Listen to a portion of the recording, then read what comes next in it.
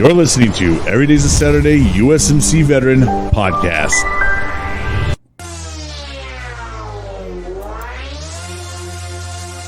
Now introducing your host of Every Day's a Saturday USMC Veteran, the one-man show, Brian Roof. Hey, what's going on, friends and fam? Welcome back to another great day, another great interview, and I'm excited for today. But before we get going, let's do a little bit of some talking. Make sure you guys are out there checking on your friends, your loved ones. Make sure they're doing okay. Do a little buddy check out there. Sometimes, a little more than a text kind of helps. Just, get a little, hear how their voice sounds, hear how they're doing. Also, there's a crisis lifeline down there, 988. If you're a veteran, you press 1. You could do it discreetly. You don't have to, give up your whole life information. If you just need someone to talk to, they're there to help. And also, I do believe they help with certain resources sometimes. So if you're kind of struggling in the resource area, they could probably point in the right direction and get you the help that you needed. But let's make sure we're checking on one another. And also, if you guys need someone else to talk to and you just want to, shoot me an email, you can shoot me an email. Every day's a Saturday, 365 at yahoo.com. All right, guys, we're going to go ahead and get on with our next guest. Our next guest is a United States Marine veteran. He served his country proud, but he did not stop there. He is a busy guy. He got out. He started 2 nonprofits and is also working closely on another one. And he also did a TedX talk. And he's also an addiction recovery coach.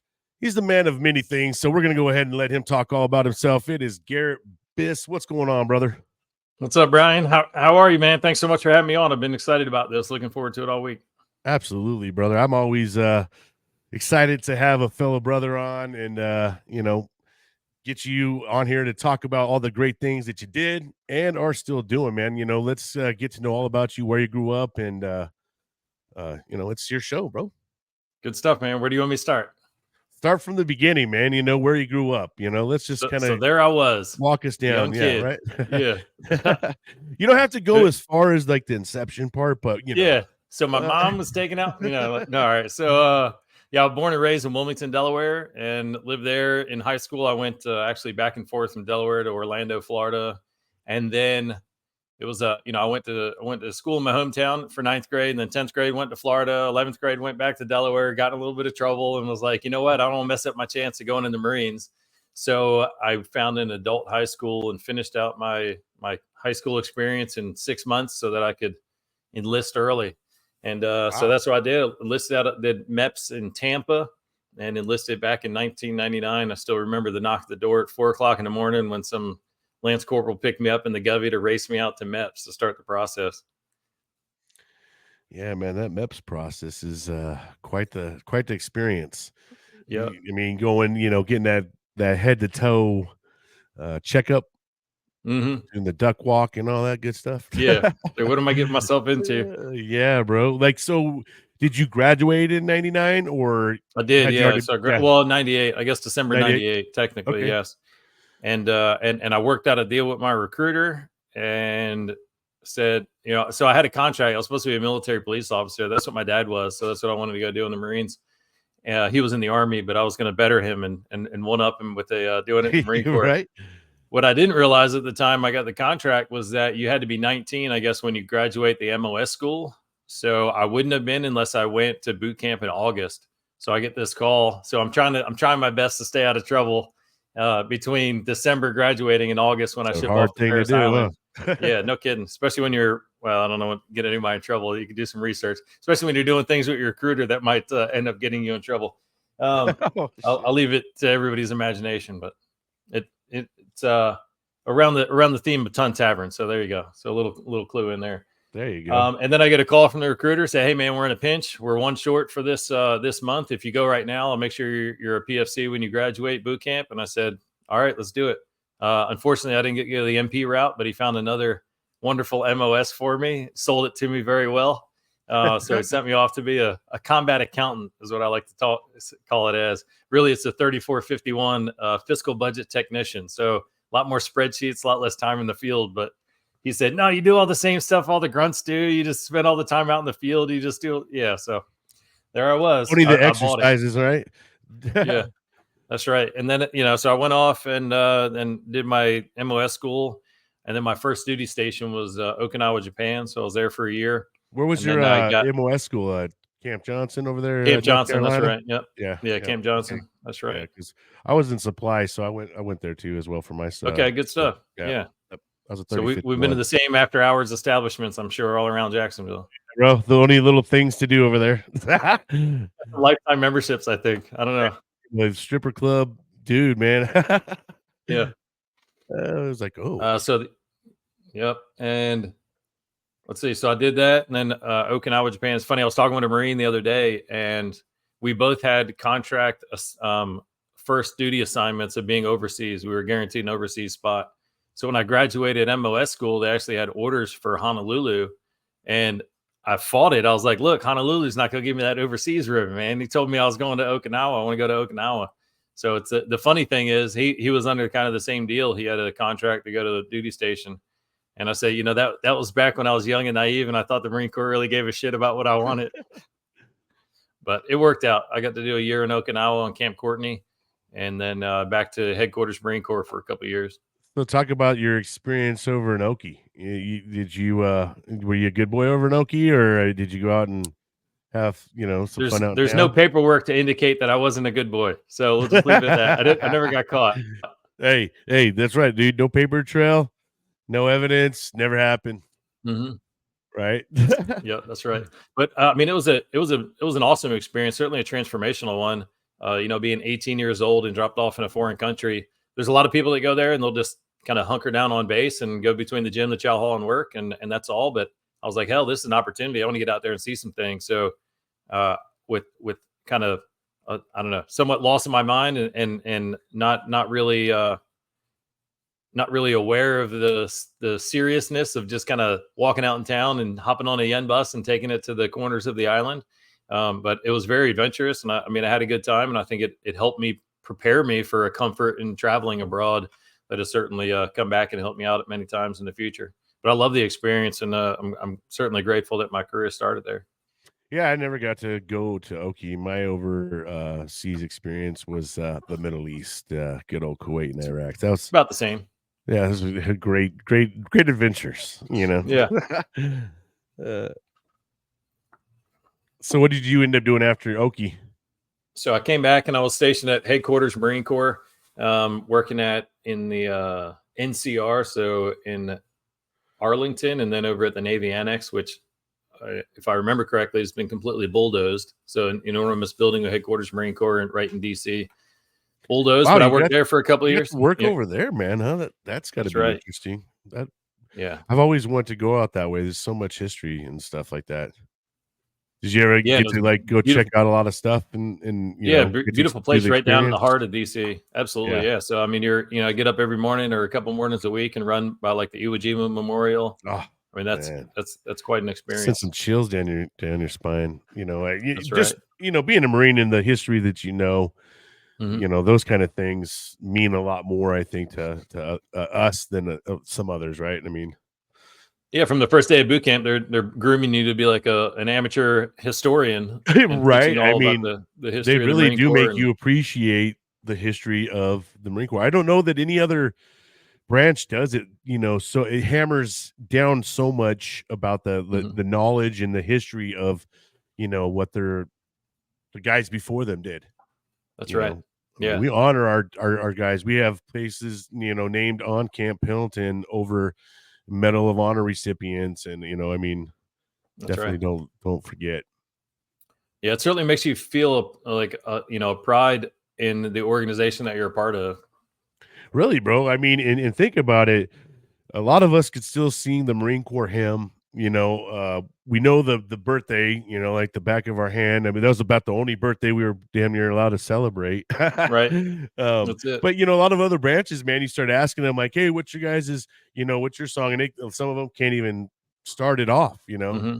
But like for us, it's just embedded in us, man. I mean, yeah, and all the names that we memorize and all the stories and all the battles and everything that we studied, even as 17, 18, 19-year-old fresh recruits. It's very cool. That was kind of a shocker, I think, for me, going into Marine Corps boot camp.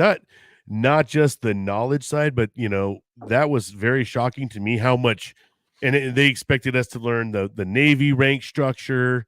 I mean, Mhm. because we're the Department of the Navy, and a lot of us, we had right on the ship, so we had to be aware of all those type of things, even Mhm. to talk the lingo of being on a ship, port, starboard, aft, Yep. all that stuff. We had to learn all that stuff that a lot of people, they don't have to learn all this stuff, but as a Marine, they expect us to have a lot of knowledge, which, everybody's like, oh, you got just jarheads. Like, dude, you'll be surprised how much Yep. schooling you actually have to do when you're in the Marine Corps. Even to like go on, we had to do MCIs and all that stuff to That's right. promote. We had to go do knowledge based things to even promote. So I mean, and then the other thing that kind of shocked me was, gosh damn, marching everywhere. I didn't expect to march so much in the Marine Corps, Yeah. but yeah.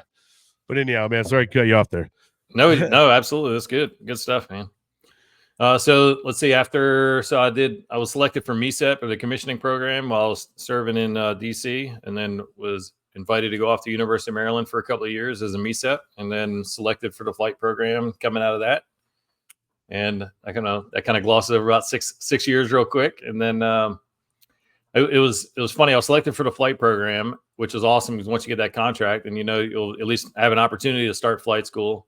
And then I realized, I was like, oh shit, what did I do? Because there was only one plane that I wanted to fly, one aircraft I wanted to fly, and it was the C-130s. And I was like, damn it, like I just locked myself into having to fly something, and they only choose like 30 C-130 pilots a year. So the chance is quite slim that you actually get selected for it. But everything worked out. I manifested it. I convinced and cajoled and begged everybody I could while I was going through flight school, and it worked out. And I got a slot to go off and fly the C-130s. That's outstanding, bro. And that also reminds me, the Blue Angels C-130 pilot is a Marine, Mm-hmm. female pilot. That's the first ever.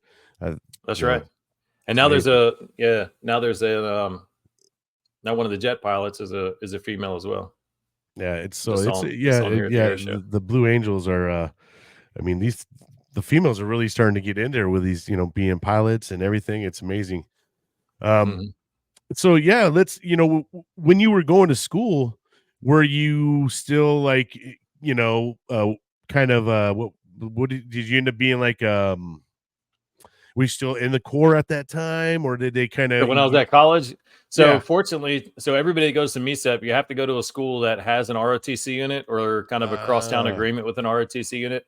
So the experience of a MECEP can be vastly different depending on the school that you're at and how they wow, operate. Fortunately okay. for us, there were 6 or 7 Marines at a time up at University of Maryland, but we were attached to the ROTC unit in DC, which is about 45 minutes away. So for most of the time, we're out of sight, out of mind, as long as we're not getting in trouble. We're throwing on flip flops and board shorts and just strolling to class like all the other students. And then once a week during semester, we'd get together for a drill down in DC. But otherwise, it All was of a great, sudden kind of they're out of sight, out of shaving mind. and stuff and everything, Yeah, the day before, that's like, right. oh, Yeah, we gotta got a clean scut today. That's yeah, cool, that's man. right. That's But I've quite the talked to other experience. guys. They went to other schools and they're fully integrated in the ROTC unit and filling billets and showing up every single day. Whether they got classes or not. So Mm. I don't know what it's like now, but So, yeah, I yeah, it guess you was a got the good lucky experience while I end was of there. it on that one, huh? Mm. And that was the last class that they sent out to MCRD San Diego for MECEP prep school. So they sent us out there, take us from the fleet, send you to San Diego for 10 weeks and see if you can hang, like doing some research and writing papers and solving math problems and make sure that you can actually function in a more civilian, like laid back kind of environment to get you ready for the college environment. Wow, bro. So now let's talk more about, flying the C-130. How was that experience for you? It was incredible. And what I loved about the C-130 and the reason I wanted to fly it, because what I presumed and which held up to be true is that the experience is they toss you the keys to a plane, and then you and 4 or 5 great Marines, good buddies, hop on a plane and go fly it around the world and do cool shit together. And that's exactly what it was. Never once did I have to land a C-130 on an aircraft carrier. I did end up having to spend a little bit of time on the Baton, the LHD, um, as an officer. So fortunately, I got that experience and didn't have to do it for too long. I didn't have to spend a whole deployment sitting on the ship.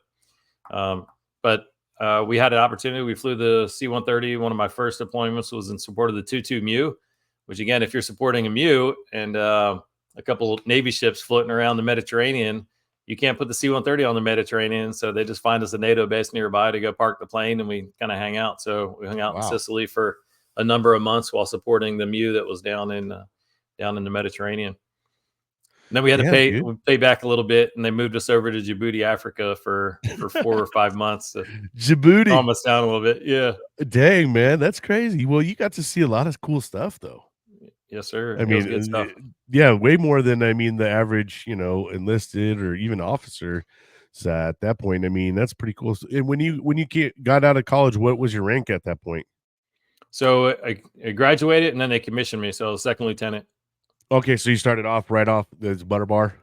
That's right. Yeah. Yep. Nice. But by the time I was done flight school, I was a first lieutenant, and by the time I got actually checked out in the C-130 and was as a co-pilot, that was my check ride was my captain promotion ceremony. So I actually had my flight instructor. He was a major. I think he was the XO at the time. We kind of finished all the requirements, the training requirements we had to do for the flight, and then we did a little captain promotion ceremony right there in the cockpit.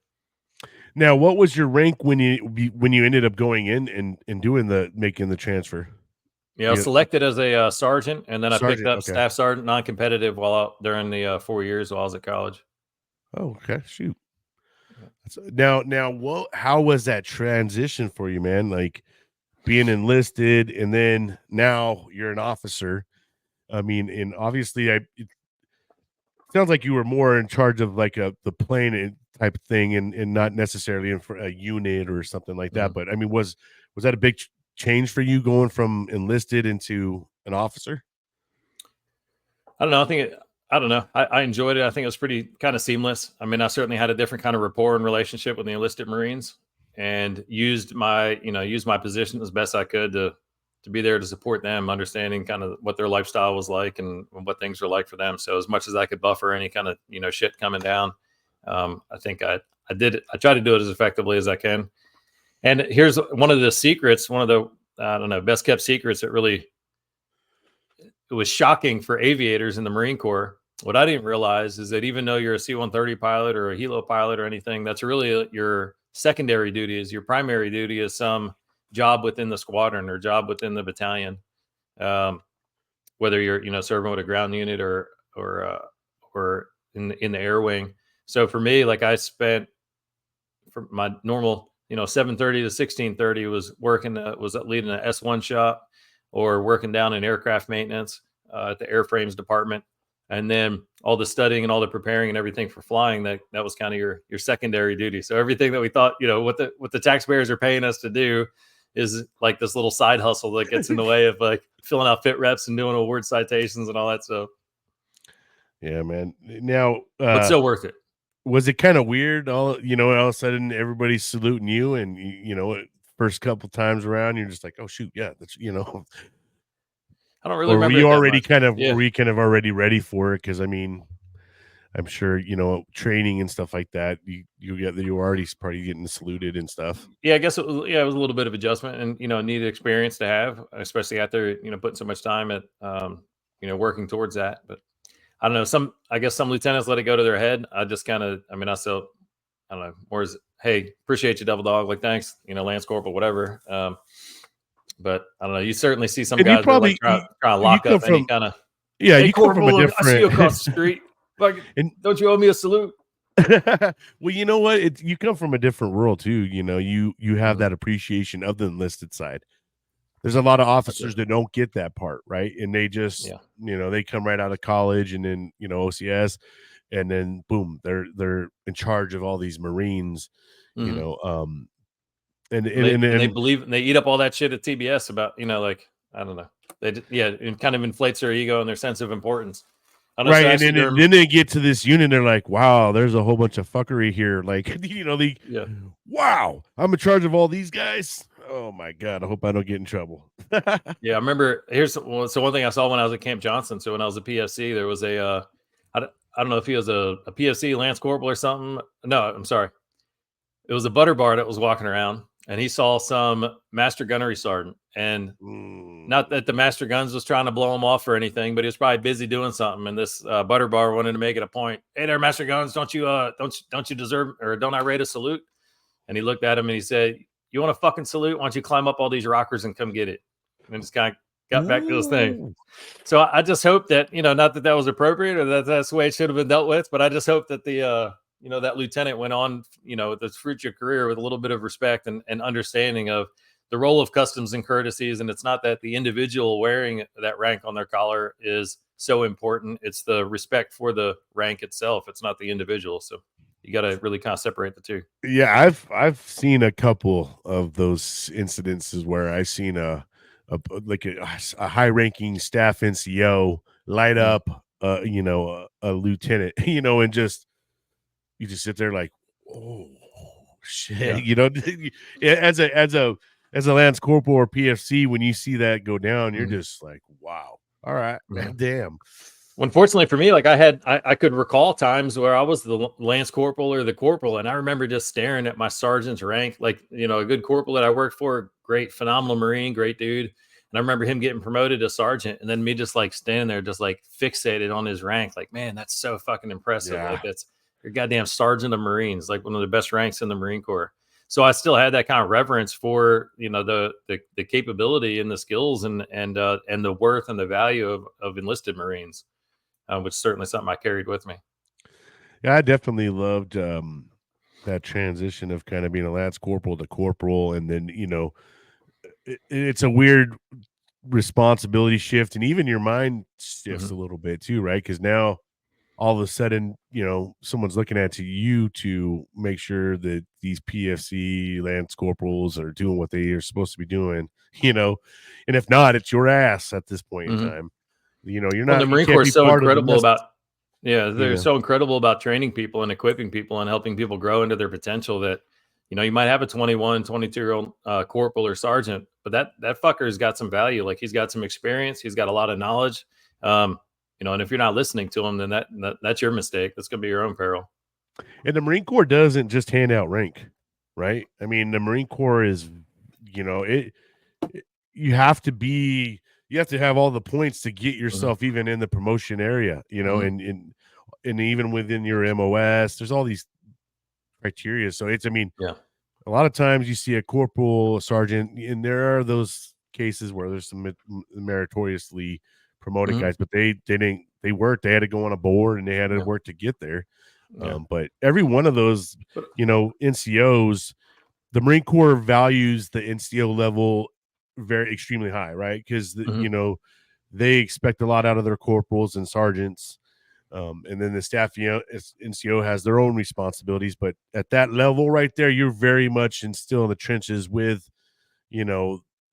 everybody. You're still you're kind of right there with them, and that's kind of a crucial part, like a crucial role in the Marine Corps is the NCOs, and they can make a difference in the Marines or the people below them, right? And in their careers and whether they want to go on, right? Because I've had some really shitty NCOs throughout my time that made me have a really bad taste for things, but that made me a better NCO. I try not to mimic and do those stupid same things, like where I'm like, gosh damn, these guys, devaluing someone or dehumanizing them, and then they feel some kind of way, and then that leaves a bad taste in their mouth. Like, there's nothing worse than having a low morale fucking squad, and everybody's in low morale, because you can feel it. It's an energy thing, Yeah, and one of the best leadership things that was modeled for me, which really has stuck with me, is individuals, especially young Marines, will perform up to the level of expectations that you have of them. So when you give a Lance Corporal, a job to go do or some project to take control of, damn if he's not going to do his hardest to, take care of that, whether it's, a working party or whatnot. If you treat them like they're 6-year-old kid, and you baby them, and you talk to them in a certain way, and you talk to them about how they're so stupid and they're not valuable and they can't figure anything out, then that's how they're going to perform. So it's the expectations that you have and the vision that you hold of them that you can transfer to the Marines, and whatever that level of expectation is, more times than not, they're going to live up to it. So, treat the 18-year-old like he's an adult, and he's going to perform like it. Yeah, I think it's a critical thing for you know, they have the NCO courses and stuff like that, Mhm. but a lot of times you slip through the cracks. Like I didn't even go to a corporal's course or nothing like that because we You want me ended to up make a phone call? deploying. Maybe we can get you back there. We ended up deploying, man. So Mhm. I missed that window of actually getting trained up on, the Marine Corps' vision of an NCO, right? Right. So I had my own vision based off of my leaders before me, Mhm. and the corporals that I had or the sergeants that I had, and luckily for me, I was more of the kind of person like I want to mimic the good ones, right? Mhm. I don't want to repeat the bad ones. Um, but yeah, the Marine Corps is amazing at teaching leadership, and making a young person understand the responsibility and how critical it becomes, especially when you deploy. Right. Right. It's fun. Yeah. So a lot of what we pick up, as you're talking about, a lot of what we pick up is what we see and what we experience. So we kind of form our own vision of what that leadership or what different ranks and different positions, how they're supposed to act. And it really bit me in the ass when I was when I went back down to OCS. So following once I got commissioned, leaving the University of Maryland, I went down to OCS, and one of my first billets that I had, I mean, it's kind of like boot camp where they give you different billets every week or every 2 weeks. You kind of switch billets. So one of the first billets I had was the platoon commander. So for me, I was like, well, it's usually the sergeants and staff sergeants that are kind of doing everything and kind of taking charge. That's what I'd experienced. I mean, I never saw a lieutenant walking around, being out in front of us all the time. That was just the leaders that I grew up with and the environment I was in. So I did, as I was trying to fulfill that billet the best way that I thought it was supposed to be filled. I would spend a lot of time with the platoon sergeant and talking about, the plan of the day and what needed to happen. And then he would turn around and relay that with the squad leaders. And I was corrected, like, damn it, you need to be out there. You're the leader. You're supposed to be in front of them. I was like, shit, well, that's not what I'd seen. I mean, I'd seen somebody that was, taking more, working on the mission, taking, thinking about the details and the planning and everything, and then having the staff NCOs kind of carry out the plan of the day. And that's all I had experienced. So it kind of came back and bit me in the ass, and I had a couple of hats down there correct me and tell me that that was not the right way. You gotta love that part, Yep. right? Mhm. The hats I'm are still coming. still got ringing in my ear right here from oh man, I Little fortunately I've forgotten tinnitus, his name. maybe. Yeah, a little bit. Standing Yeah. right here yelling Oh like I'm on the my. other side of a flight line. I was like, is this really necessary? Because that was a really interesting experience. Having been through boot camp and then having been a staff sergeant, going back to OCS, and you're treated like recruit day one all over again. But having a different perspective about what's going on. There's all these other lieutenants that are, oh, we really got to make our rack perfect this time, and then we'll stop playing this game. Whereas I'm looking up at the clock like, no, man, our chow time's in 15 minutes. We're going to keep making and unmaking these beds for the next 15 Tell minutes, 15 regardless of, minutes, no matter how yeah, good you do it, regardless. That's right. there's a plan. Yeah. Yeah, that's funny. So yeah, man, OCS is very similar to boot camp then, huh? Yeah, Probably even I a little feel more they PT a lot harder at yeah. OCS, but PT is not continuous, and that was the difference. Like the morning, the organized PT sessions that we did, it was always a lot more strenuous. I remember at OCS, but at boot camp, PT was continuous. Like you never know when you're going to be thrown in the pit, when you're just going to have to, pick some dumb shit up and go And you run for better a run while. to wherever you're going from point A to point B, you gotta be That's right. running on the fly. Like, you're going to the head, you better run to the head. At least Hmm. that's how it was in my platoon. My gosh, we couldn't Yep. walk or even jog. It was like they Yeah. wanted you in a full out sprint. Hmm. And then heck, we got 20 minutes to kill till slot time for a chow. Then why don't you guys go get in that sandbox real fast and do Yeah, some mountain yeah, climbers for 20 minutes? So. yeah. You start to learn that everything is like, well, we got some time to burn, so Mhm. what are we gonna do? Let's take the car out to the pit. Yeah. Yep. um, yeah, that's just, man, those days were quite the interesting days. So you flew the C-130s for how long? Unfortunately, I only got to do one tour flying the C-130. So best job in the Marine Corps. I'll argue that against anybody. Being a C-130 pilot, especially being an aircraft commander and being a captain, I think it's the best kind of the best rank in the Marine Corps, because you got enough rank and you're making enough money to do Yeah, some cool right. shit, but you're not a field grade. In fact, I did take an early retirement. I took the Terra after 16 years. And one of the reasons I say I did it, honestly, is because I was like, hey, look, I was in the zone for major. And I had too much self-respect as a company grade officer to ever be a field grade. So I had to take the early retirement before they promoted me. Yeah, you happy that you made that choice? I think a lot about, I was having the best time of my life, doing the best job in the Marines. And, certainly there's days that I wish I could, be living a much simpler life, even if it was over in Afghanistan, flying around the clock. But yeah, I'm certainly glad I made the choice. It was the right choice to make at the right time. I'd had a great 16 years up to that point, and I was like, man, the Marine Corps they're due something. I'm sure there's some IA billet coming or some PCS move to some shithole I don't want to be at, like on the books for me. So I better get out while it's good. No kidding. Now, now that we're kind of at that point, when you ended up getting out, where did you find yourself at that point? I mean, Mm. were you seeking other employment? Did you want to, you obviously don't, you're young still, right? I mean, Mhm. okay, so Was it how was the separation for you? So as I tell people, when I was in the Marines, there was all these things that I said I would want to do, like experiences, jobs, places I'd love to live, things I'd love to do, projects I'd love to be a part of. And when I was offered that early retirement, I was like, shit, I got to show them my cards now. So now that I've been afforded this opportunity to do it, I better go make good on a lot of those things. So I started when I first transitioned out. I was selling real estate. I had a passion in real estate for a while, so I got a real estate license so I could at least put some food on the table for a while I figured out what else was going on. But I also had a real calling for charity and for service. And what I found was a real joy serving one specific need, which is helping provide water to underdeveloped communities around the world. So, fortunately, as a C-130 pilot, I got to go and fly and see some of the most beautiful places in the world, and also some of the worst underdeveloped, most impoverished communities.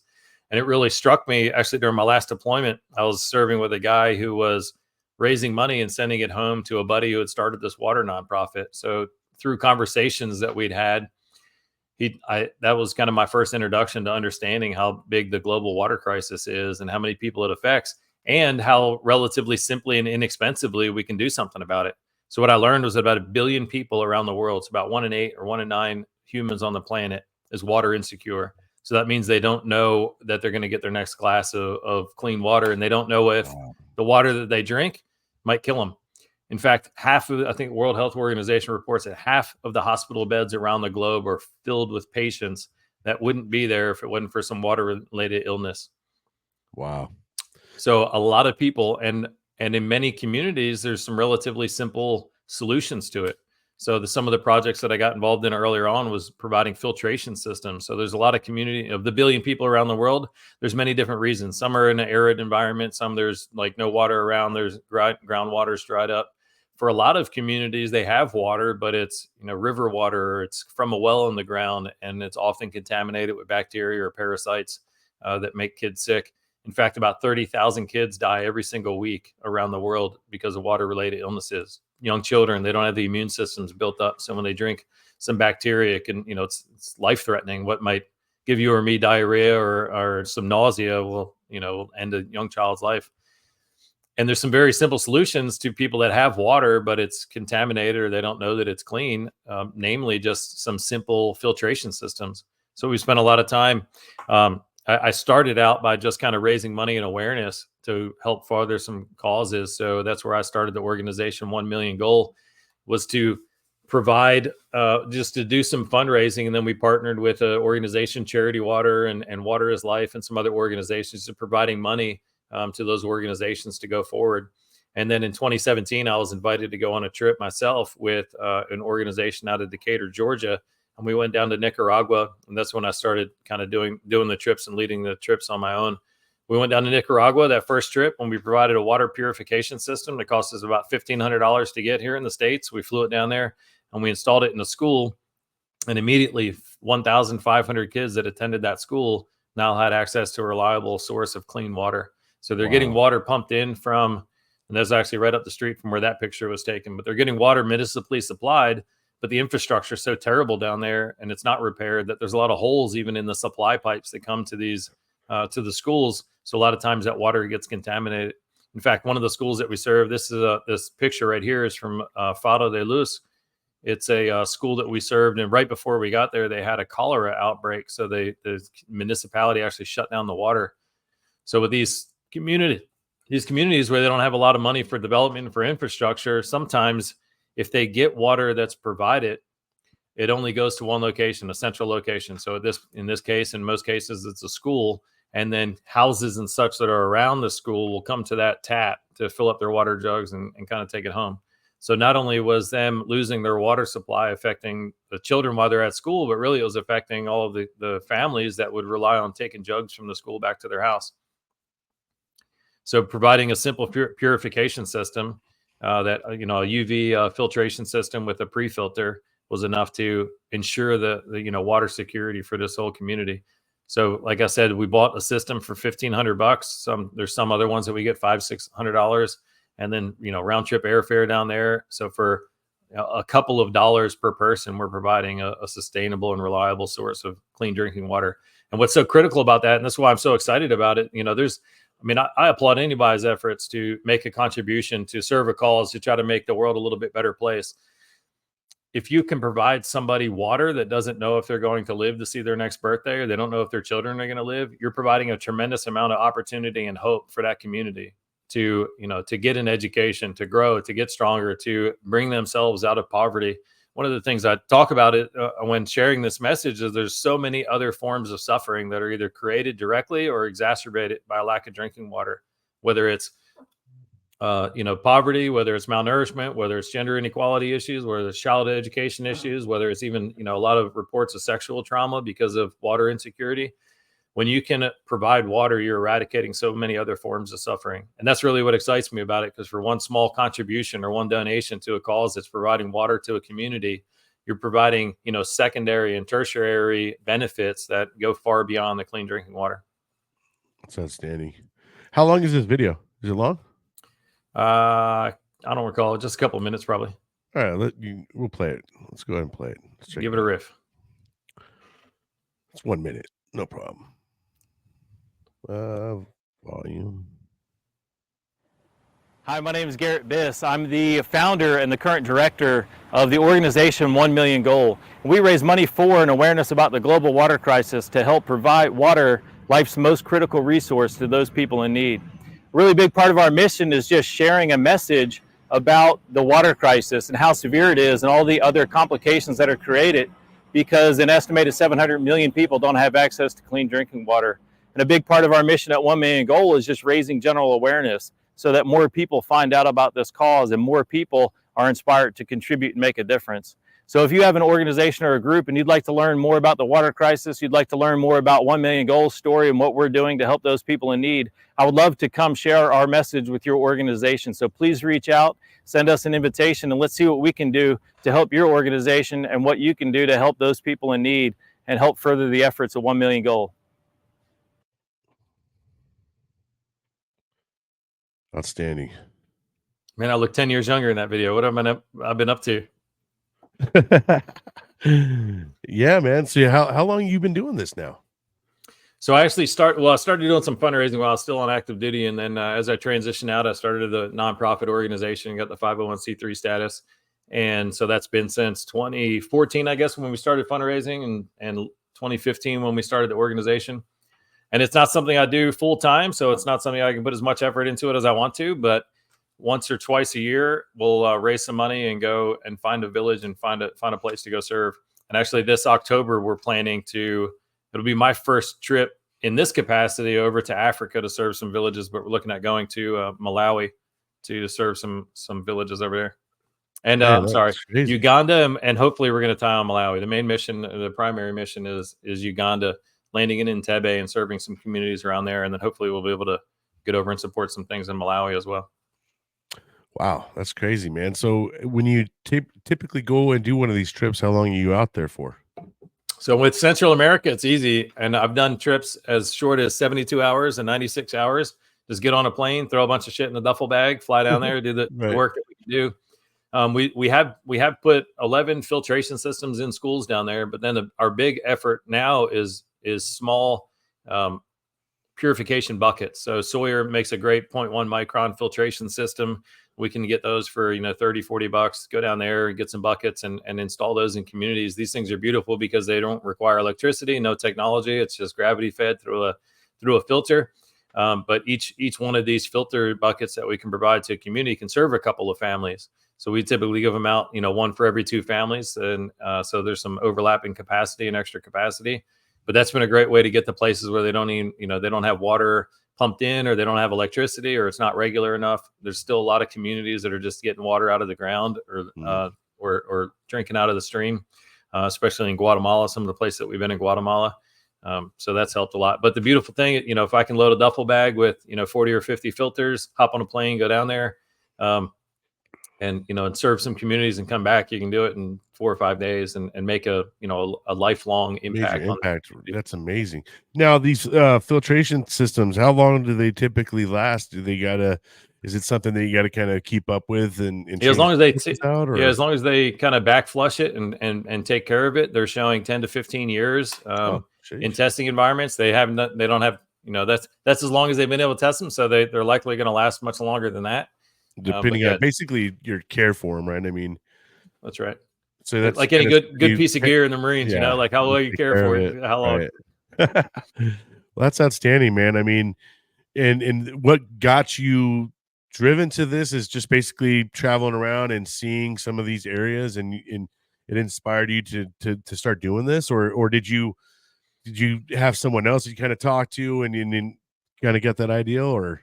Yeah, that's right. So one of the guys I was deployed with, one of the load masters I was deployed with, he was kind of, as I mentioned, he was making some T-shirts and patches and selling them to raise some money, and he raised a couple $100 and sent it back to his buddy. But it was through that I was like, a lot of late night conversations, got to learn a little bit more about it.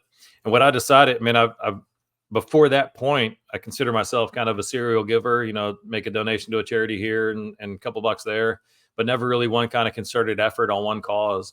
And I heard some advice from a couple different places about the same time. So I was like, all right, this is a message I need to listen to. And the advice was just find something that you're most passionate about and focus your efforts on that. There's endless number of causes out there, many great organizations to support, but find the one that you get the most joy out of supporting. If you're passionate about child education, if you're passionate about, that's thinking about my community. We got domestic shelters, we got food kitchens, we got, homeless shelters, we've got addiction recovery rehabs. There's a handful of organizations that are doing water stuff. Find the one that resonates most with you, because you'll get the most joy and fulfillment from it. And it'll mean it, it'll provide the greatest sense of meaning for it, which will excite you and to do a little bit more. So for me, that was water, as I learned about water and the struggle around the world. So I kind of put my efforts in on that, started the nonprofit, and there it goes. It's kind of crazy, right? Like, and you're seeing this, firsthand, how easy it really is to make this a different situation, right? And is the cost high for these systems, or I mean, they relatively, cost effective, or? The ones that we're doing, they average out to be about $50, and that incorporates most of the travel to get them there. So we get it, we get some nonprofit rates through the suppliers, and we can get them for $20 to $30 for the material, and then we just have to get a 5-gallon bucket to attach it to, and then whatever kind of logistics costs we have when we're in country to move it around. But you think about that, for $50, you can change the trajectory of 2 families' lives, 10, 12 people's lives, providing that hope. There's so many other damn things they got to worry about and struggles to overcome. If you can alleviate this one like fundamental need and this primary concern for them, then it opens up the possibility for so many other things. Yeah, I mean, food, water, and cover is those are 3 big elements. Water alone can really jack you up if you don't got enough in your body, and even just drinking nasty water, man. I mean, if all your time is spent just trying to get water, yeah. So they say in Africa, there's you're sweating probably more than you're getting water, because it's really humid over there too in those regions. Yeah, right? Certainly. Absolutely. But there's so much time spent. They said the average, in an annual basis, the amount of time spent by individuals just trying to get water is the same as the entire workforce of France. So you imagine all the people, all the employees, all the companies in France, the entire workforce, the number of man hours that are put in a year is the same amount that throughout Africa is spent just trying to get water. So if you're spending 4 hours a day trying to get water, how much time are you spending educating your child or getting an education yourself or working a business or doing anything to kind of generate money or take care of a family? All that time and effort invested in just getting water, when you provide somebody with a safe, reliable source of water, can be reinvested in creating a better future for themselves and their family.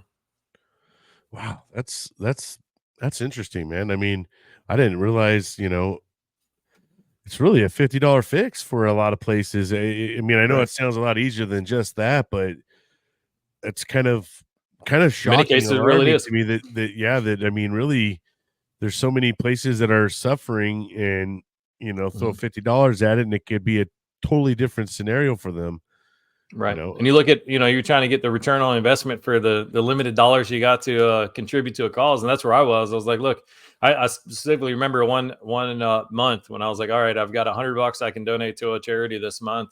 Do I want to do, this charity over here? I was looking at St. Jude's, and I was like, oh, this is a beautiful cause, and I love the work that they're doing. But I was like, I just got this $100 and I want to make an impact. Like $100 into the research and development coffers of St. Jude's, it's not even gonna be a blip on the radar. But there's this other Right. organization. They say if I give them $100, they'll provide life-sustaining water to 3 individuals, completely transform the trajectory of their lives. I was like, well, damn, that's pretty impressive.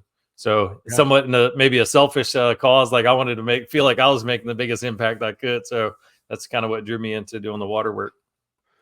No, I mean, it makes a lot of sense though, right? I Mm. mean, when you put the dollar value on the actual fix, it's, Mhm. $100 donation to that kind of a cause can go a long Right. way in Right. saving Absolutely. actual lives, right? Sometimes you donate to some of these things and you don't know where the money's going, right? And you don't even That's right. know because they have so much, especially in the research areas, when they're Mhm. doing a lot of research. There's so many things they're doing, you have no idea where that goes, and a Right. lot of them are probably making $100 an hour. You know what I Mhm. mean? To do the Like I research. said, I mean, I applaud any effort that somebody wants to put it, and Yeah, any cause to eradicate any form of pain or suffering in the world. Anything that you're doing to support an organization that's important to you, that's beautiful, and certainly keep on doing it. Actually, I have a absolutely. short book, one of the first books I published, called "Charity: The Gifts of Giving," and I talk about all the benefits that we as the donors or contributors get from being involved in charity. Whether it's physiological, spiritual, emotional benefits, there's a lot of things that we can get back in return. And I think it's a valuable message, not because I think we should be selfish or only seek selfish gain when we're doing something, but why not recognize some of the benefits that we get, because that's going to inspire us to do a little bit more and make a greater contribution. Everybody can win. It certainly helps, right? Like when you're doing something and it gives you a positive reaction, it Hmm. makes you hungry to do it more or get more of it. That's right. So yeah, it's kind of nice, man. I like that. I like the you could actually kind of with those donations see where your money's actually really being applied to, and and it's almost like within they just got to travel there, put it in, install it, and how long does that take usually to install it? I mean, literally from start to finish when you start putting it all together. So depending on the application or the technology that we're using. So I haven't been to Africa myself. We've funded a handful of projects, and you can see that on the 1 Million Goal website. We partner with an organization called Charity Water for that. And their average time from fundraise to when they were focusing on well projects primarily is about 18 to 24 months. They spend a lot of time in the international development space and identifying the communities where they can make the best need, and developing the technology, or getting the technology to the place, and then getting local community buy-in to make sure the sustainability of the project. So 18 months to 2 years. Or for me, if I'm departing on a trip, like I said, we're going to head off to Uganda here with my partner organization, Veterans Without Orders. So I'll share a little bit more about them. But we're going to head off on a trip. We're going to spend 7 to 10 days in country and help, maybe 1,000 individuals in a short period of time.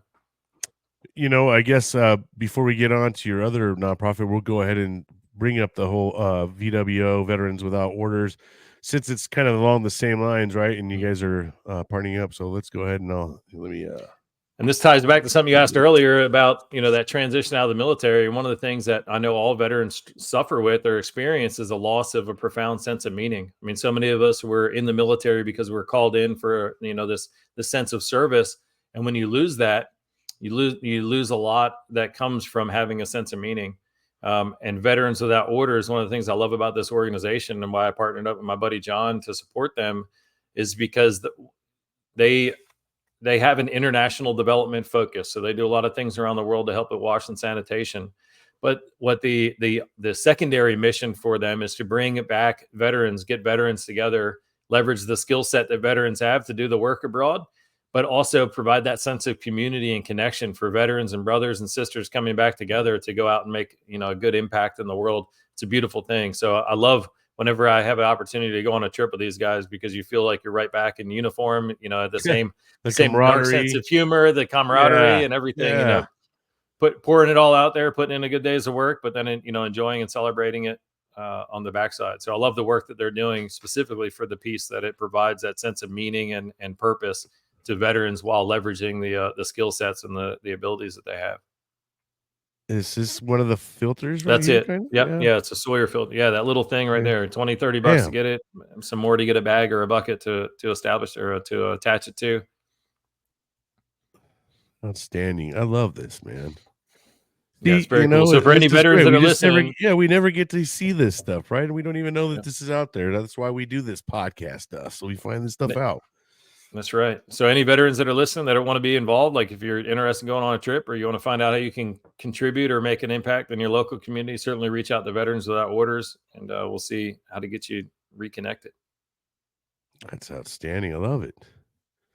This is great. This is absolutely great. So I guess these are where the projects are kind of going on right now. That's right. There's us over in Uganda. There it should be. They just came back from a Uganda trip, and we're looking to go back there in the fall. That's outstanding. Oh, look at nice sponsors. All right. Love to see people behind this stuff. So I'm going to tie all this water stuff back to how we started the conversation a little while ago, talking about the different ranks and the value of the young Marines. During my retirement ceremony, this, the water stuff was very much on my mind. So in my retirement speech, one of the points that I made was, I think that's me down in Guatemala. It's a picture of me right there. Yep. So this is one of the points that I made was that we, as individuals in this society and our culture, very often take the value of water for granted. If we go out to dinner and we're getting a $60, $70 steak and lobster tail, the one thing that's on the table that has the most value to us is actually that thing that we got for free that we really take for granted, that water right there. Like, we can live without food for a while. We can't live that long without water. But in our society, we've had this perceived value that maybe this other thing that I'm going to pay $60, $70 for is so much more valuable. And I tie that back in my retirement speech to the ranks in the Marine Corps. And I said, hey, look, for you leaders out there that have your big paychecks and you're all expensive and you're thinking these great things of yourself, don't misperceive the value of the young Marines, because the truth be told, all of the senior, the staff NCOs, the senior leadership, if they didn't show up for work tomorrow, there'd be sergeants and staff sergeants and lance corporals that would step into place and keep the mission moving forward and keep the organization operating. But if you didn't have those young lance corporals and sergeants show up for work, everything's coming to a stop. So just like that steak dinner, if you didn't have that glass of water there, that steak's not going to do you any good. Just because there's a higher price tag that we put as a society on that fancy meal don't confuse that. Don't think for a second that water is not the most important thing, the most valuable thing that's in front of you. Yeah, that's a good point, man. I think we take it for granted a lot, right? And I personally didn't realize there was we're so caught up in our own day-to-days, right? And our media spins off what they want you to see.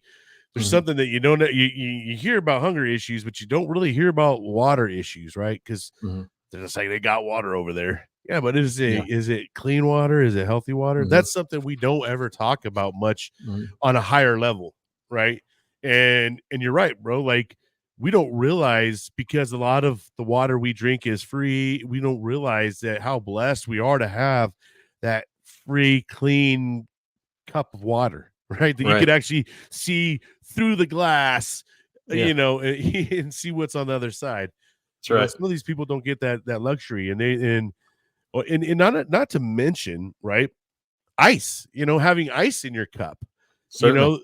These third world countries don't even know what the hell ice is, man. Right. Their lukewarm water's probably around 86, 90 degree water they're drinking. I mean, And here we are, my wife can't go without having ice in her cup, so like That's right. That's why I some got of this these nice Yeti cup, is I put ice in there and it stays all day. And 100%, right, yeah, yep, but those are little luxuries, right? We just totally take for granted that's right. because we just go to Yeah. at least for me, I got a water filter, just go right to my refrigerator, Mm, throw yeah. some ice cubes in there, filling up the water, and it's a done deal. Yeah. We're not sitting there And I get having to it. go to a Yeah. stream with a bucket, bring it back, and hopefully you don't spill none of the out of the bucket on your way back. Right. That's We right. don't have no clue, man. Yeah, I get it. And this, it's not a judgment. We're products of the environment that we're in, and we have all these luxuries here, but it is an invitation to think sometime like, damn, it sure is nice to go turn on the faucet and have some water come out and not to have to think about it. And that's one of the reasons that I'll keep going back and doing these trips. It really helps keep me grounded and help deal with problems in my back in my own life. I remember one time I was walking around the Target or Walmart, and it was a number of years ago, and I was kind of pissed off, like, man, I'm a little short on money. Like, I'm thinking about these problems at work, and woe is me. And then I remembered, I was like, shit, just a couple months ago, I was down in Nicaragua, and damn, if those people that don't have water, like they're sleeping on dirt floors and they don't have water. And I was like, I might not have piles of cash in my pocket, but I certainly got enough money to get water for my family. And if I need to go over there and grab a case of, water jugs off the shelf, I can do that. It really helps put everything in perspective about the blessings and the opportunities that we have in our life. Yeah, and like I said, we don't ever really get that any insight on how other people are living on their water supplies. Mhm. We're so caught up in our own lives, we don't ever really think about it. I think Yeah. it's awesome, dude, that you guys are uh being so selfless, and I mean, this is it's time that you take away from your own life and everything Mhm. to go help out others. That's absolutely amazing.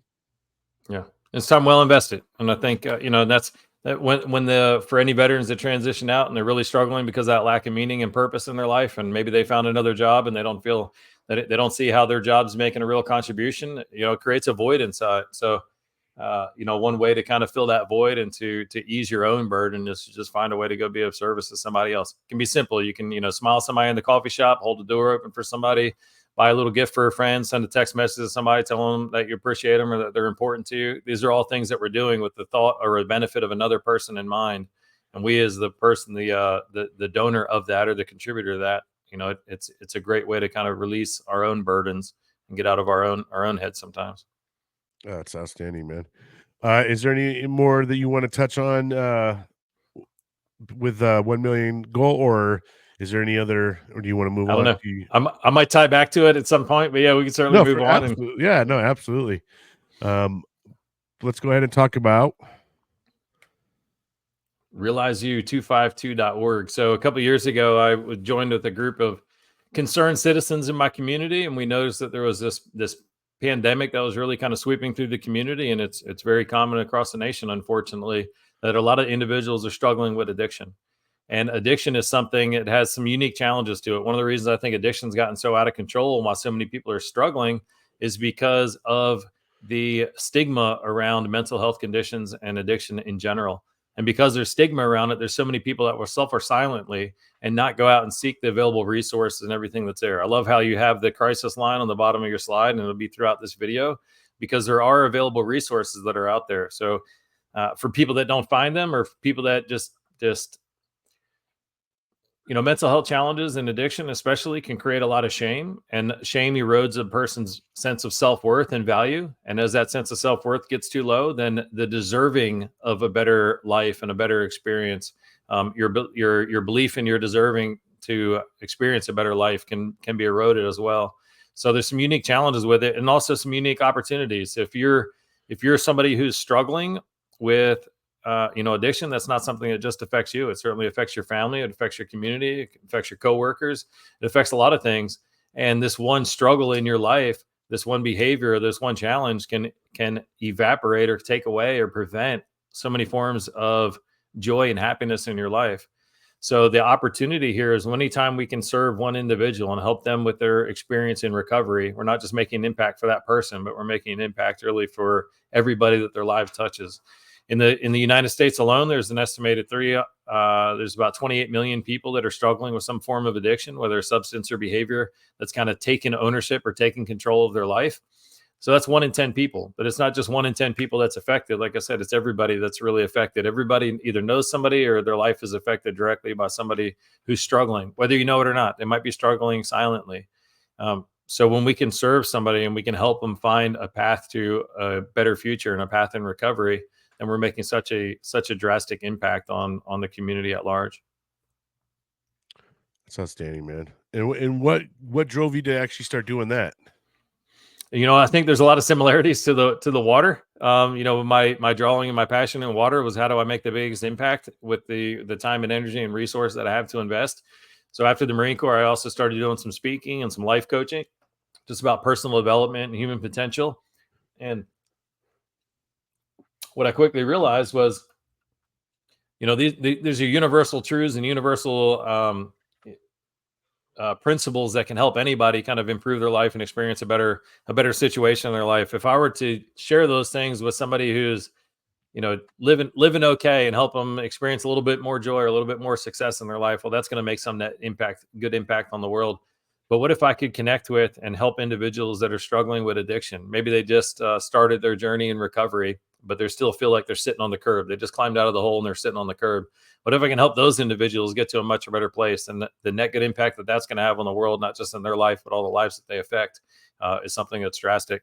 And it was my own, kind of journey, both in the Marine Corps and then transitioning out of the Marine Corps, where I really over-relied on certain substances and behaviors to fill an internal void and deal with problems in my life that gave me such an awareness of how much joy and how much happiness and how much potential that struggle can zap away or can remove from somebody's life. So give me a real passion for helping connect with individuals that are struggling in that way and help them find an empowered path beyond it. That's amazing, because I think especially in the veteran community, not just even the veteran community in general, there's a lot of people that are very dependent upon other things to help them through, the struggles and stuff. And then they become super addicted to it. And then it becomes a way of their life. And then they start becoming more dependent upon that substance than the entire life. Right. And it's amazing. And it's great that we have, I think it helps when other veterans kind of have these type of groups, because it makes other veterans feel a little bit more comfortable. Right. I mean, to be honest with you, I think a lot of veterans have a lot of trust issues, and they even sometimes don't even trust their own. But I think you're more likely to find that connection when you have, vet and vet, because Absolutely. they have a common ground. Right. And it is a lot different when you've been able to walk a mile in someone's shoe versus you watch the walk, right? Or doing the walk itself is it's a lot more helpful, I think. And then when someone is going and looking for that help, it gives them a little bit more reliance on that person in front of them, because he's like, wow, went through this same shit and you're okay. Yeah, that's right. I mean, you're telling me I'm gonna be okay then? Like, Right. all right, like, how to help me get there? And this is how I did it, right? I mean, and everybody's journey, I think, is different. I don't think Absolutely. that one shoe fits all, right? Or one. That's right, and that's what I tell the guys. Like, there's not one program that's going to fit right. everybody. Those 28 million individuals that struggle with addiction, as a veteran, as a population, veterans are more than twice as likely to suffer with mental health challenges or struggle with addiction. So there's a lot of veterans that are struggling. But for every person that's struggling, that's a different life path. That's a different set of circumstances and experiences that led them to that place. So the thought that there's going to be 1 or 10 or 100 different pathways out of that, I think, is a little ridiculous. So I offer that as encouragement to anybody that's been struggling and they reached out, and maybe they went to a treatment facility or they joined a 12-step group and it wasn't the right thing to help them get to that place that they want to be. There's a lot of other tools and there's a lot of other resources, a lot of other pathways out there. So don't internalize that as though you're so defective and like there's nothing that's going to help you. Just realize that you need to find your right combination of tools and support to get to the place that you want to get to. Right. And I think to elaborate a little bit more on that is, just because one system didn't work Mm, doesn't mean there's not a system out there that will work for you, right? I mean, right. and that's, you're 100% right. There's a lot of different systems, a lot of different structures, education thing. There's a lot of different areas for people to go, and Mhm.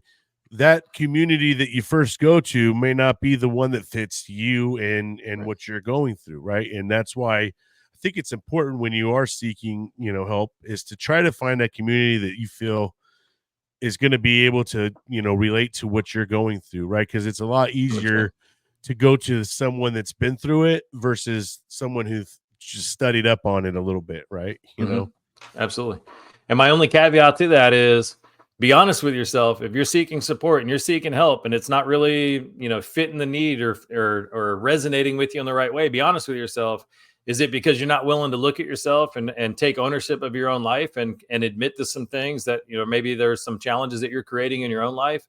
Is it that you're not willing to look at yourself and therefore you're running away from it? Or is it because it's not the right path for you? Because both could be true. I'll just say, don't go bouncing around until you find the one that says that you're perfect and lovable, and you don't need to change anything. And the world's crazy out there.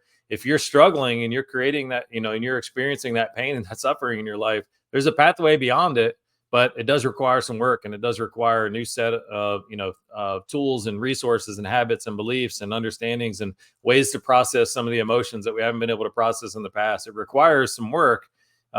But make sure that you're finding that pathway that's the best fit for you and serving you in the way that you need. And to be honest with you, the best person to fix your problem is yourself, The only person. right? Yeah, honestly, Mhm. I think a lot of people always think that they went to a psychologist, they went to someone, and they're like, they didn't fix my problem. They're not gonna Yeah. fix your problem. Right. Right. They're there to help you work through your problem, Mhm. and maybe put a set of eyes on something that you're not looking at, or because you're so in the moment, the times Yeah. we get really caught up with ourselves, right? Mhm. We're self-loathing on ourselves, that we have no idea what we're really doing or affecting around us, Right. and or we don't take constructive criticism really well or anything like That's right. that. But Well, that's a big point. Is us. You're struggling with addiction when when your life is in like a cyclical like survival situation. And I'll back up. Like I don't think there's any substance or behavior that's good or bad. It's somebody's relationship to that substance or behavior. If somebody relies on that substance or behavior in order to survive emotionally or spiritually or physically, then that's a bad relationship to have with that substance or behavior. And what I understand about addiction is I understand addiction to be somebody's reliance on an external substance or behavior in order to create or synthesize an internal feeling. The opposite of that is recovery is not relying on something that's external to you. So those people that have been seeking the solution to their pain all of the time that's external, that's what's gotten them to their struggle with addiction.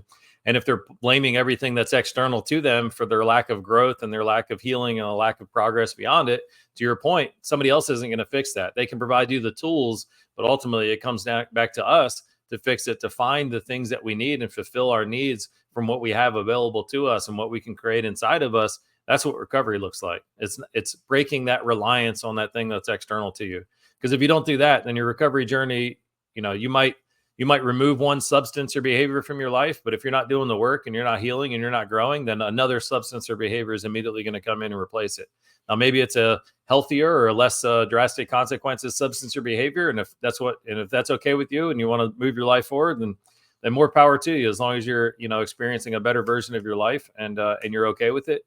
But if you're still suffering, if you're still having all these emotional problems that you're dealing with, you still have, relationship issues and work issues and personal self-esteem issues, then yeah, you've got to continue that work and heal some of those things inside of you and find, new and better ways to process. yeah, man. I know, like I said, I know addiction's a big thing, and especially a lot of times in the veteran community. So it's great that there's more help out there, and if you guys know anybody out there struggling, you know, let's send them in the right direction. Let's, like, you're never gonna force a horse to drink water. You're right. all we could do is lead them to the water, you know, or provide them tools. You can't make a person use the tools, but at least let's you know, throw some things out there. Here's some help. Yeah. Try this, you know. My thing is try a couple things, you know, until you Yeah. find that thing that works for you. If you really want to be on the road to recovery, you want it bad enough, you're going to make that change, you know. But I think at the end of the day, it really comes to that individual person. They got to want that change. I know a lot of times us as family members or loved ones, we want what's best for that person, and we want them to do this and we want them to do that, but they got to want that themselves. Yeah. They got to and understand what it is that they want. Like, nobody wants to feel pain. And that's what gets a lot of people into struggles with addiction, because they have pain in their life. They don't know another way to deal with that pain. And then they choose a substance or behavior that ends up creating more pain in their life and making things worse. So nobody wants to, you know, feel the pain. And what a lot of, you know, a barrier for a lot of individuals is they think removing a substance or behavior means I just got to learn how to suffer through the pain for the rest of my life. And that's not true. The object is to get to a better place. And if you do know somebody that's struggling, I think one of the best things that you can do from even a, you know, most basic capacity is just see them and honor what they're saying and listen to them in a non-judgmental way with as much compassion as you can. Listen to them, allow them to share anything that they want or anything that they need to share. Because just like you said, you can't you can't make a horse drink the water. You can lead them to it. Well, you also shouldn't, you know, shame and judge and make fun of the horse for being thirsty. Like, he doesn't want to be thirsty, just like somebody doesn't want to be struggling with addiction. There's no person that wants to be struggling with addiction. So the more that we can kind of see them as a human, see the human experience that they're going through, and recognize that they're doing the best that they can at the time with the limited resources and the amount of pain that they're having to deal with, like, they're doing the best that they can. And maybe they want to do better. Maybe they want their life to be different just as much as you do, but they just don't have the capacity or the tools at that time to make that transition or make that growth. Wow. Yeah. Like I said, man, I appreciate, you know, you guys stepping up and doing this kind of stuff. It's, you know, I imagine too, you know, it's not easy, you know, I mean, seeing someone go through it and trying to help them through it, you know, and it's, you're really trying to pull someone out from their rock bottom, you know, and how deep are they? You know, that's the other thing.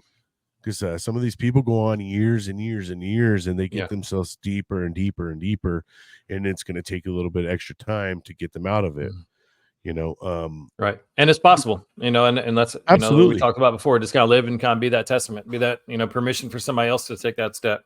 And this might be a great time to drop in the Warrior Reset. So for anybody that is struggling, either maybe you're in recovery and you need a little extra, some more tools that can help you progress in your recovery further. Maybe you never struggle with addiction, but maybe you realize that there's some behaviors in your life, or either you're not feeling the way that you want to feel, or you just kind of due for an emotional, physiological, and spiritual reset. Well, that's what the Warrior Reset is. And I'm going to share it with all of your listeners for free. So I made a special website they can go to. And what you'll get when if you go to this website, you'll get it's thewarriorreset.com. And it's a very simple form that I just made for your listeners. But what you'll experience, or what you get the opportunity to experience, is a 10-day Warrior Reset. And what it is, it offers you 4 different daily practices. You can do all 4 of them in less than 15 minutes a day. So it's very quick, but it's the most powerful and effective things that I have found to help provide that emotional, physiological, spiritual reset and help somebody kind of get back to or back on track of feeling like and being their best self. So creating that capacity so that they can continue to move forward and do the things that they want to do, release some of the things that aren't serving them, maybe get reconnected with their true value and the best version of themselves so they can march forward. So you can go to that website, you can check it out. And if you're interested, then you can just pop your name in and you'll get everything sent to you with a little bit of accountability each day to make sure you're following through on it, and some instructions and a guide to follow through. But I challenge anybody, if you feel like, something's missing, or you just want a little bit, feel a little bit more connected with that better version of yourself, then do this. And, I challenge you to go through it for 10 days and not experience some tremendous results. And please, certainly you can reach out to me, send me a message, find me on social media, and let me know what your experience was like. I'd love to hear it. Outstanding. Now let's go ahead and talk a little bit about your TedX talk experience. And certainly. Let's go ahead and talk all about that, because I'm interested. I've listened to a couple of TedX talks myself. So Yeah, so the whole message of this TEDx talk was that is about the unspoken trauma that all veterans face. So what I've realized is that there's certainly a lot of service members that experience things in the service, whether events on the battlefield, training mishaps or something else as part of the service that has created a traumatic experience that then they suffer from as a result for a period of time, whether through maladaptive coping mechanisms, bad behaviors, just an internal kind of suffering. And what I realized was that regardless of what a veteran experiences while they're in the military, the transition from military service itself can be traumatic. When we look at the three fundamental human needs that we have a need for connection to other individuals. So this goes beyond our needs for food, water, and shelter that we share with all animals. But as humans, we have a need for connection. We have a need for authenticity or a positive self-identity, and we have a need for a sense of meaning. And what I realized is when you transition out of the military, you lose all three of those. And as a result, this is what creates that situation where we have so many veterans that are struggling with mental health challenges or suffering with addiction. And so many veterans, the number, most recently, I've seen that 40 veterans a day are taking their own lives because they can no longer deal with the struggles that they face. So the TEDx talk, I talk about my own journey and really when I got to the point of suicidal ideations and what I learned in that moment, and then kind of my journey back. And most importantly, what just provide some content or context and a little bit of hope to any other veterans that find themselves in that position. That's outstanding. I mean, I think the more that we have transparency and we're able to talk about things that are uncomfortable to talk about, Mm-hmm. that we could eventually start breaking that stigma, right? That we've always been, it's weakness. If you show any kind of emotion or if you have Right. a certain kind of feeling towards something, Mm-hmm. right? All our life, that's been known as a weakness. Yeah, sure. So it's, I think just normalizing that, talk about it. I'm like, hey, look, right. I experienced it. Other veterans experience it. This is what it looks like. This is what a path beyond it can look like.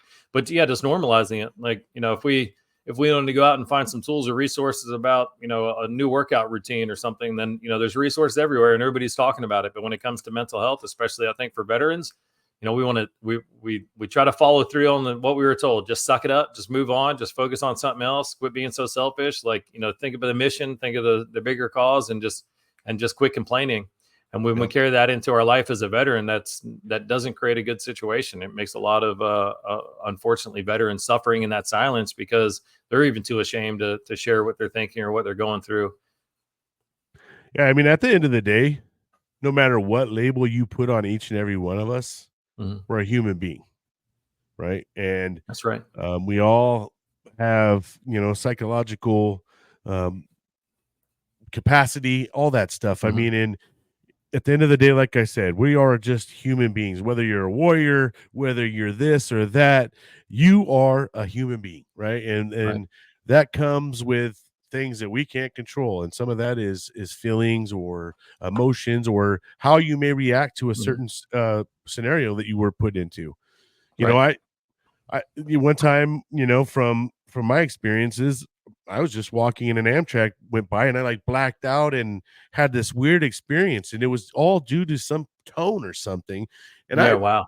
That wasn't me that did that, right? Like it was something my body did psychologically that I really didn't want to happen, or I didn't even ask for it. But from that point in time, it was the weirdest thing. It was like the switch that turned on my PTSD. It was kind of weird. From that moment on, I started having weird body feeling, hurting pains all the way down to my fingers and toes, and things I never even knew what the hell they were, bro. Because I was a young guy, and I've always been healthy, and not broken and all this stuff. And then all of a sudden, I started feeling these weird feelings in my body, and I'm like, "What the hell is this?" Couldn't explain it. Right. Well, that's important, to share messages like that, because then when somebody else they experience something like it, they don't automatically go and think, "Oh, I'm broken," or "I'm defective," or "I better keep this to myself because I don't want other people to see or think of me differently." I think our era is a very unique era in a way, right? Because we went through a big transition of when they started acknowledging mental health. For years, prior probably 2000s, Mm-hmm. we didn't really even think about mental health until maybe mid 2000s ish or so. Yeah.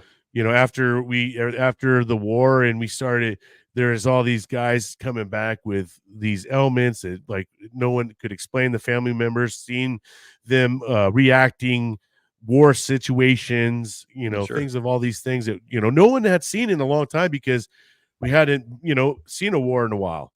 Mm-hmm. But it's a very unique time, I think, for a lot of us, because we went through a transition of here's a straw, suck it up, into here's mental health, let's talk about your feelings. Right. And it's kind of a weird transition for us. I think the younger generation probably might have a better, easier time maybe talking about the way they feel. I think for I hope us that so. were born in the 80s, the 90s, and pre that, we were always like told to compartmentalize our feelings and put them back in the That's right. put them back in the Rolodex. That's right. Yeah, don't let that get in the way of us completing the mission. Right. Well, hey, brother. Well, I think great having conversations like this and just getting this message out there. I think it's going to be transformational for a lot of people, because if nothing else, maybe it'll give them the little bit of insight into their own challenges, a little bit of that courage to take that step, reach out, share their own story, and those are all things that are going to make a tremendous impact and help people. Right. And I had no awareness flags, in my early 20s of here's signs of PTSD. Yeah. Now we're able to make it, a little more transparency and say, hey guys, here's some of the things that we experience. So when you start experiencing that, man, don't just push it off to the side, find a way to go healthily take that before it really takes you down a ride. Because, that's the thing, man. Once you kind of get into the anxiety world, it is a thing you can't turn off. Right. There's no switch to it. You got to learn how to manifest and get yourself through these certain things, in a way that you can handle it and not go off the deep end. Yes, that's it.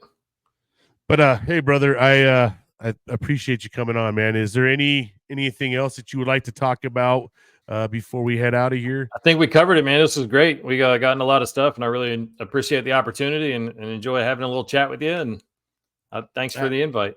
Absolutely. And if you're okay with it, I'd like to add all three of your nonprofits to the website, EDAS.USMCvet.com. Just another place for people to be able to click on and get to it. No strings attached there. I like to, like I said, give you another place for your nonprofits to be seen, and hopefully, someone could donate to your causes and help you guys be successful and helping others live a, somewhat of a life that we get to luxury live, Certainly. I appreciate you, man. Thanks for all you're doing. Absolutely. I appreciate you, and Simplify, brother, and have a great day. And if you want to hold tight, I'll be right there with you, and then I'll give you the information on your when your show and all that stuff airs. I love it. Thank you, man. All right, brother. Thank you. All right, friends and family, that's going to wrap up another great interview and another great conversation. Definitely, guys, go check out some of the things that Garrett's got going on. He's doing some amazing things. Check out the www.1milliongoal.org. Also, check out www.realizeu252.org, as well as veteranswithoutorders.org. And go, if you want to take the challenge that Garrett challenged you on, go to thewarriorreset.com and go take that challenge. All right. Hope you guys are all having an amazing day out there. Remember how we do it and how we say, don't let the day kick your ass. Make sure you're out there kicking it. Until next time, we'll see y'all.